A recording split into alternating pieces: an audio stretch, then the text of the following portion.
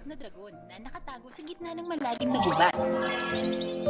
Sila'y may kakaibang katangian. May buhok na kumikinang na tila pilak na sinulid, matutulis na sungay at kahanga-hangang tenga ng dragon. Sa loob ng bundok na iyon, may mistikong puno na tinatawag na puno ng kaluluwa.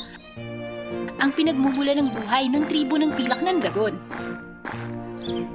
Ang puno ng kaluluwa ay pwedeng maglabas ng liwanag at enerhiya para alagaan at protektahan ang tribo ng pilak na dragon.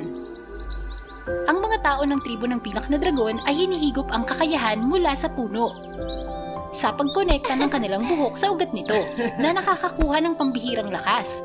Hindi kalayuan sa maliit na nayon, malapit sa hangganan ng lupain ng pilak na dragon, kung saan matatagpuan ang tribo ng tao. May nakatirang maganda at mabait ngunit malakas na batang babae na nagngangalang Annabella. Siya isang mahusay na dalaga na madaling talunin kaagad ng mga kaaway. Dahil ulila, nakatira siya kasama ang matanda at mahirap na panday na umampun sa kanya noong siya ay nag-iisa.